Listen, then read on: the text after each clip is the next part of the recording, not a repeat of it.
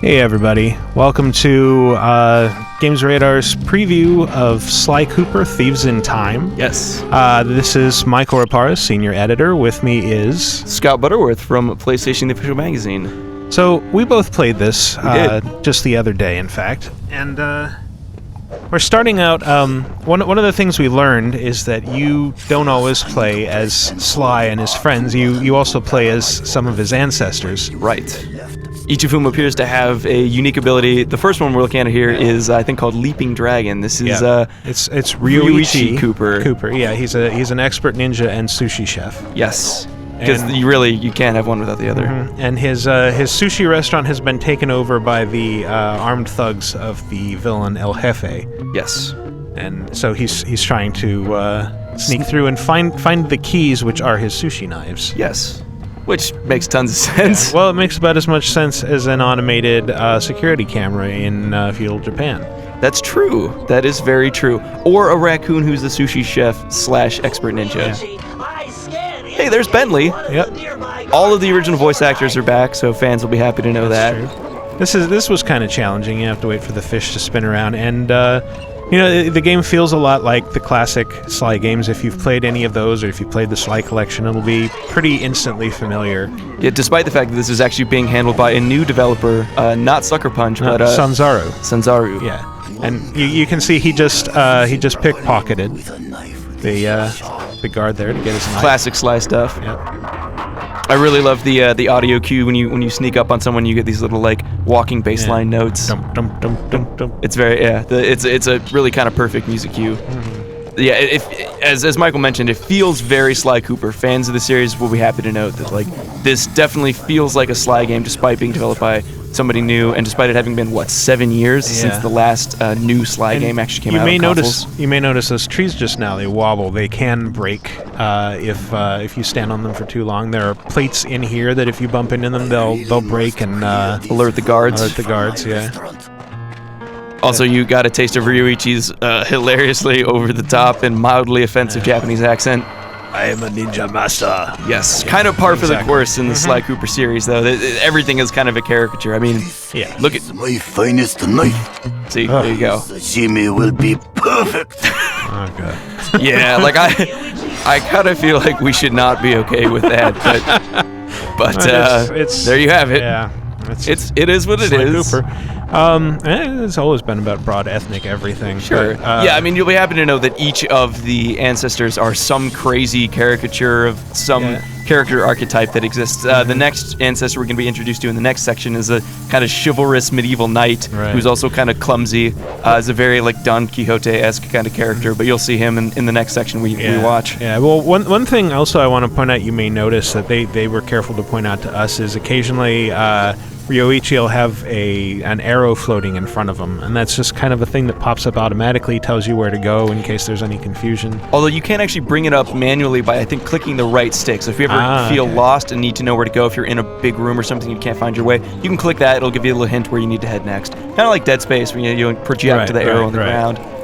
And obviously, all of the little glowing orange spots are places where you can jump to and interact. You basically have to jump with X and hit the circle button to interact with the landing point. And it basically, hitting circle automatically yanks you to the point. Yeah, so you don't it's not...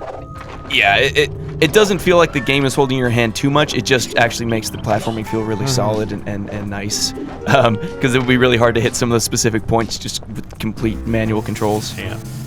And we haven't seen it yet. We're going to see it in a little bit. Ryoichi does have an attack. Didn't really try out the standard Sly Cooper combo attacks, but there is a move that was kind of difficult to pull off, where you have to hit square and then triangle in quick succession. He's about to do it here. And send El Jefe a message. Huh. Yeah. I didn't even actually see that in my demo. I saw absolutely zero combat. It was just sneaking and then the next section. I died so many times in the demo, and half of those times we're trying to pull that move off, and they're like, no, it's just real quick. Square triangle. Look, it looks like a charge move, but it's not. Interesting. Because I didn't even bother trying to attack anybody, because that section that we just saw, whoever was playing in this canned demo did an excellent job of making it through without ever alerting the guards, but had he alerted the guards, it would have been an instant fail, and he would have had to have started from the previous checkpoint, So it was a purely stealth section with insta-fail, which is really Yeah. not great. I'm never a huge fan of instant-fail stealth sections. It's not fantastic. But, I mean, it sort of makes it clear that this was a puzzle-based level. Right. It wasn't about trying to beat up the guards and make your way through. It was actually about finding the specific path through the debris of the level. So it was still very fun. I had a little bit of trouble with some of the platforming. I had trouble making sure I timed the interact button correctly to land on the proper spot, but it worked out fine. Okay. This section actually was a little bit easier. We've moved on to the second section of the demo where we're actually playing as Sly. Yeah, we're playing as Sly. He's gone back in time for his ancestor Galeth. Galeth. Yeah, Sir Galeth. And this is showing off one of the new things. Disguises. Yes. Sly now has disguises that give him special powers, and this one is an archer costume. Archer, yeah. The guy started to say Robin, and then it's like Archer costume. That's trademarked. No, actually it isn't, but it doesn't really matter. But the cool thing about this is you'll see there are these jugs of arrows, and when Sly approaches him in this costume, he can take one out and fire it at target like he's doing now, and it trails rope behind it. You can control it in midair, so there's some aftertouch there, and then you can use it as a tightrope. So you're creating a path for yourself across the fireproof rope. And one thing that is interesting they pointed out was that they're kind of creating a little Metroidvania thing where like you will see these things early in the game, and you won't necessarily know what they're for. They're just sort of like, oh, there's a pot of arrows over there and I can't do anything with it. But once you get the costume, you can go back to that earlier level and interact with it and find out what it does. And it sounds like usually that's not going to be essential to progressing the story. It'll mainly be for like collectibles or special items, things like that aren't necessarily essential to your progress in the game, but are still going to be cool nonetheless and give you kind of a reason to backtrack and visit old areas once you have these new abilities.